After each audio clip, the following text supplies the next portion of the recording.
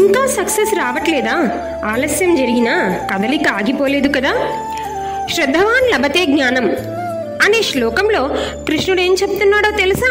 శ్రద్ధ గలవాడు, ఇంద్రియ నియమంతో ఉన్నవాడు, తపనతో అభ్యసించేవాడు జ్ఞానాన్ని పొందుతాడు. ఆ జ్ఞానంతోనే అతడు త్వరలోనే పరమశాంతిని పొంది తద్వారా విజయాన్ని సాధిస్తాడు అని. ఆత్మవిశ్వాసంతో ముందుకెళ్లే వారికి జ్ఞానము, విజయము ఖచ్చితంగా లభిస్తాయి అని గీత చెబుతుంది. ఇప్పటి వరకు వేగంగా వెళ్ళలేకపోయావా? అసలు ఆగిపోలేదనుకో, అదే అసలైన విజయ లక్షణం. ఒక కొలతలో చూసిన విజయం కంటే శ్రద్ధతో, ఆత్మవిశ్వాసంతో సాగుతున్న ప్రయాణమే బలమైనది. వేగంగా వెళ్ళేవాళ్ళు తొందరగా అలసిపోవచ్చు, కానీ నెమ్మదిగా గతి ఉన్నవాడు చివరికి గెలుస్తాడు. నేను నెమ్మదిగా వెళ్ళొచ్చు, కానీ నిలకడగా ముందుకు పోతున్నాను. శ్రద్ధ నా శక్తి, గీత నా మార్గదర్శి.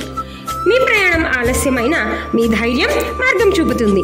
ఈ మాట మీకు అవసరమైనట్టే ఇంకొకరికి కూడా అవసరం అవ్వచ్చు. వెంటనే షేర్ చేయండి, లైక్ చేయండి, కామెంట్ చేయండి విజయం అని. సబ్స్క్రైబ్ చేయండి గీతా చైతన్యం. Thank you. శ్రీకృష్ణ అర్పణమస్తు.